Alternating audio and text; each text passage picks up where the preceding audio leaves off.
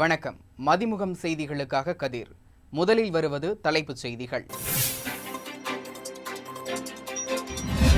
NEET தேர்வை ஏற்க முடியாது, தமிழகத்தில் இடஒதுக்கீட்டு முறையை தொடரும். மத்திய அமைச்சரிடம் தமிழக அரசு திடீர் ஆவேசம்.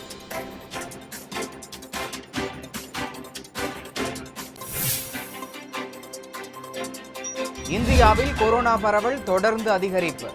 பல்வேறு மாநிலங்களில் இரவு ஊரடங்கு கட்டுப்பாடுகள் விதிப்பு.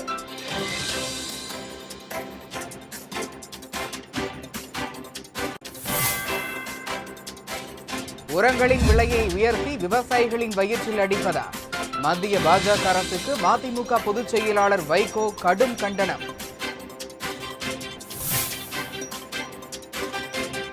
கிழக்கு லடாக் எல்லையில் குவிக்கப்பட்டிருக்கும் படைகளை குறையுங்கள். 11வது சுற்று பேச்சுவார்த்தையில் சீனாவிடம் இந்தியா வலியுறுத்தல். சென்னையில் பொது இடங்களில் எச்சில் துப்பினால் 500 ரூபாய் அபராதம். கொரோனா பரவலை தடுக்க மாநகராட்சி நிர்வாகம் அதிரடி நடவடிக்கை. கொரோனா காரணம் காட்டி கடைகளை மூட உத்தரவு.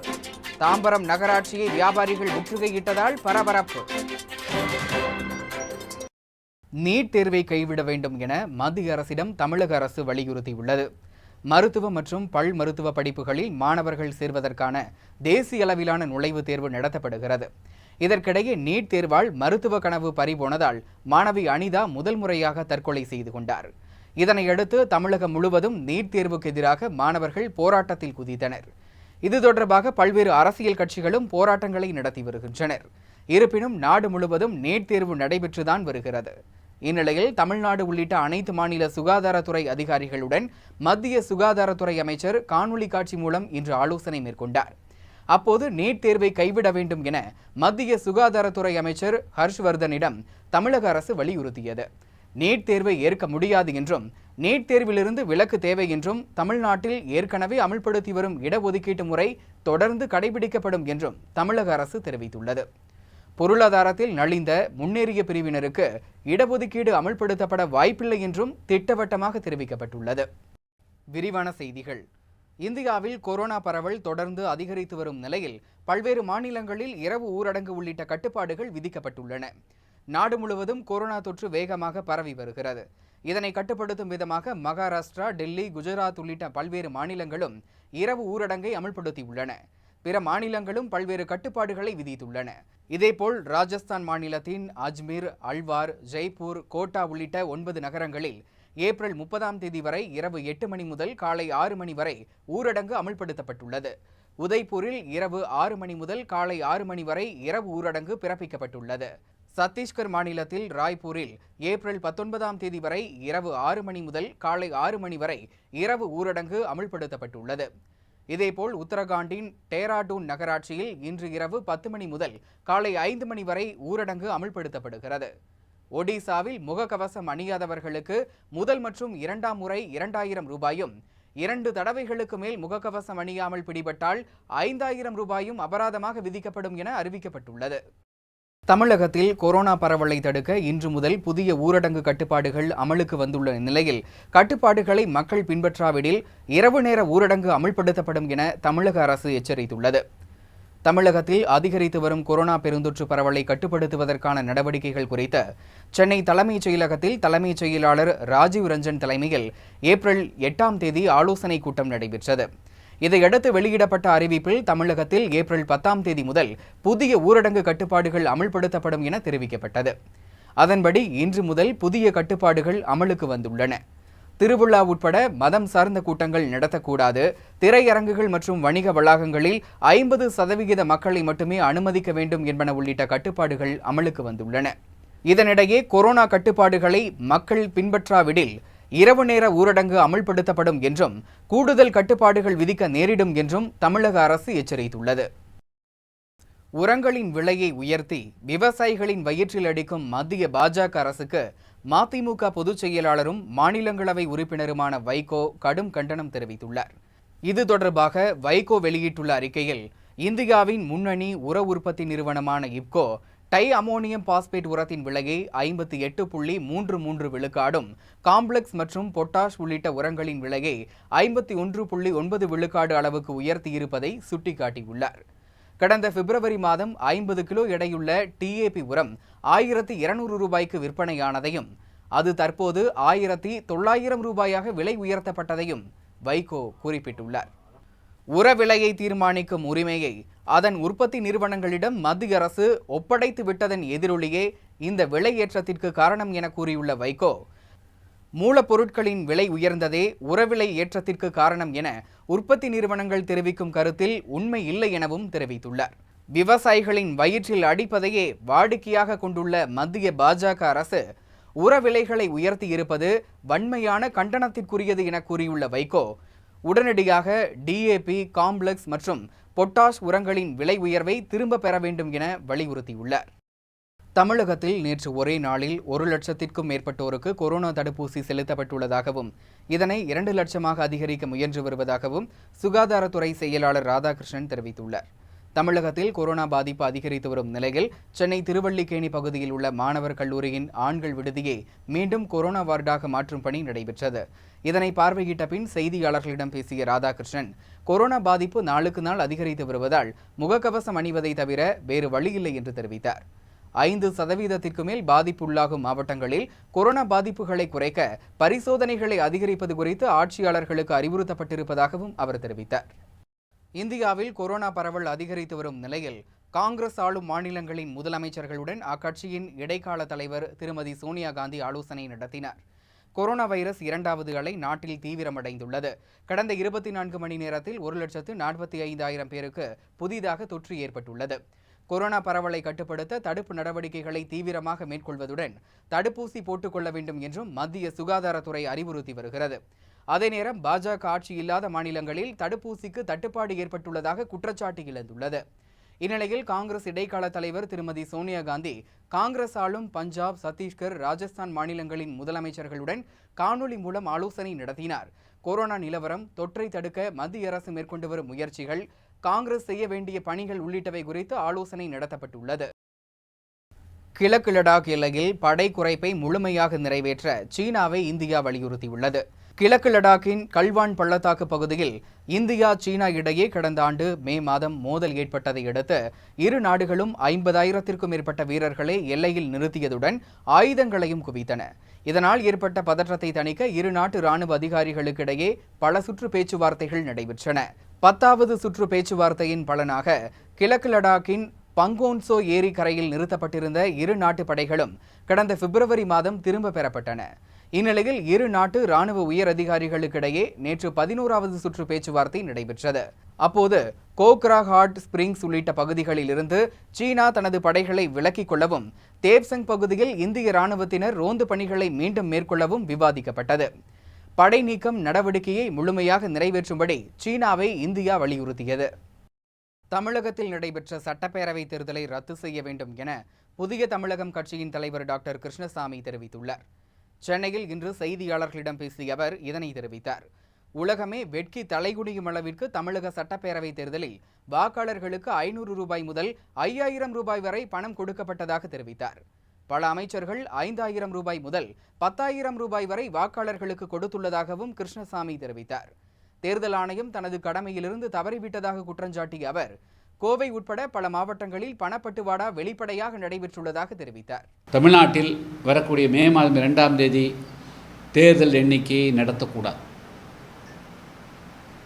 முதலில் தமிழ்நாடெங்கும் நடந்திருக்கக்கூடிய முறைகேடுகள் குறித்து உச்சநீதிமன்ற நீதிபதிகளுடைய தலைமையில் தமிழ்நாட்டில் நடந்திருக்கக்கூடிய இந்த பயங்கரவாதம், இந்த தீவிரவாதம், அதாவது பணப்பட்டுவாடா மூலமாக மக்களுடைய ஓட்டுக்களை பறிக்கக்கூடிய இந்த பயங்கரவாதம், இது ஒரு புதிய பயங்கரவாதம்.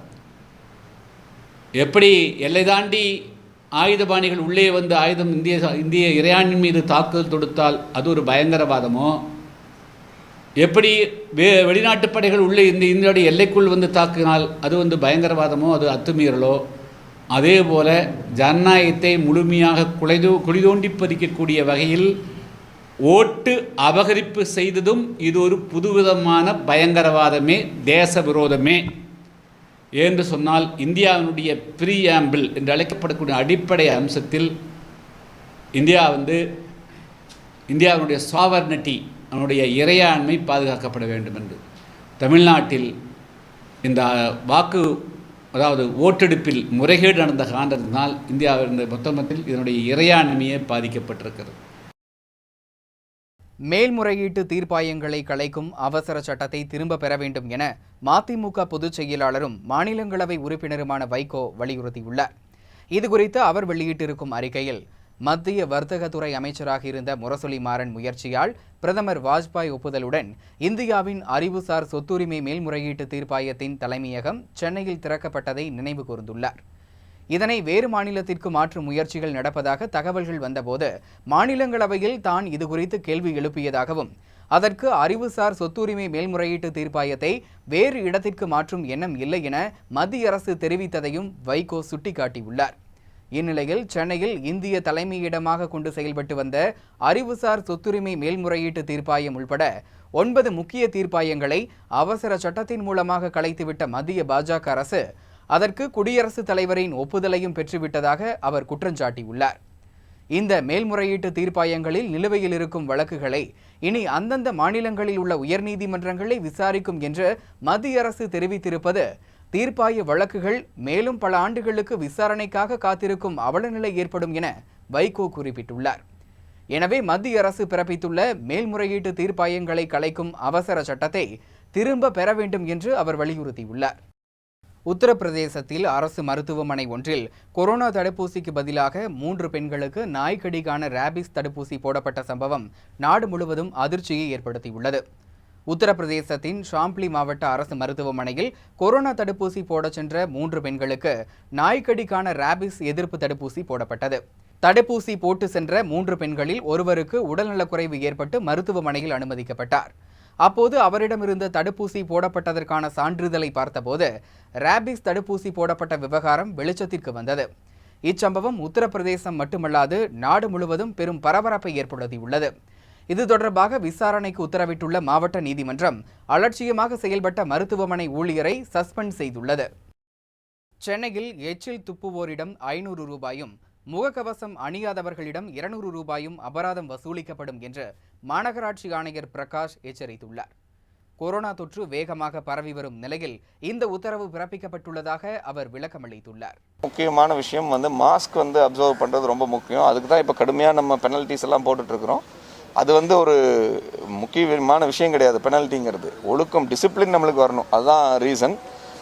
மாஸ்க் யூனிவர்சலாக போட ஆரம்பித்தாலே 90% தலைவலி ஓஞ்சிடும். ஃபர்ஸ்ட் ஆஃப் ஆல் இப்போ திருமண மண்டபங்கள், திருமண நிகழ்ச்சிகள்னால் 100 நபர்கள், துக்க நிகழ்ச்சிகள்லாம் 50 நபர்கள், தியேட்டர்ஸில் 50% ஆக்குபென்சி, அதே மாதிரி பல்வேறு இடங்களில் இப்போ டிபார்ட்மெண்டல் ஸ்டோர்ஸ், மளிகை கடை, இந்த மாதிரினா டிஸ்டன்ஸ் மெயின்டைன் பண்ணிக்கணும். எல்லா பப்ளிக் இடங்கள்லேயும் சானிட்டரி அந்த ஃப்ளூயிட் கையில் அந்த முன்னாடியே அந்த கடையில் வச்சுருக்கணும். அது கடைக்காரரு, மார்க்கெட், இந்த மாதிரி இடங்களில் மாஸ்க் கம்பல்சரியாக போடணும். இந்த மாதிரியான விதிமுறைகள் ஆல்ரெடி இருக்குது. இது மறுபடியும் வலியுறுத்திட்டு இருக்கோம். இதில் மறுபடியும் அந்த மாதிரி இன்டிசிப்ளின் இருந்தாங்கன்னா லாக் பண்ணி சீல் வைக்கிறது அளவுக்கு போக வேண்டியதை தவிர வேறு வழி கிடையாது. ஏன்னா இன்றைக்கி இருக்கிற பப்ளிக் ஹெல்த் எமர்ஜென்சி சுச்சுவேஷனில் இந்த மாதிரி அவசரமான முடிவுகள் எடுக்க தான் செய்யணும். அப்படி இல்லைன்னா நம்மளுக்கு உண்டான அந்த அவுட்புட் கிடைக்காது. யாழ்ப்பாணம் நகர மேயர் விஸ்வலிங்கம் மணிவண்ணன் கைது செய்யப்பட்டதற்கு மதிமுக பொதுச் செயலாளரும் மாநிலங்களவை உறுப்பினருமான வைகோ கண்டனம் தெரிவித்துள்ளார். யாழ்ப்பாணம் நகர மேயர் விஸ்வலிங்கம் மணிவண்ணனை இலங்கை அரசு நேற்று காலையில் கைது செய்ததாகவும், கடுமையான கண்டனங்கள் எழுந்ததால் நீதிமன்றம் பிணையில் விடுவித்ததாக அவர் இன்று வெளியிட்டிருக்கும் அறிக்கையில் தெரிவித்தார். யாழ்ப்பாண மாநகராட்சியின் பொது இடங்களில் மக்கள் குப்பைகளை கொட்டுவது உள்ளிட்ட விஷயங்களை ஒழுங்குபடுத்துவதற்காக பணியாளர்களை மேயர் நியமித்திருப்பதாக அவர் குறிப்பிட்டுள்ளார்.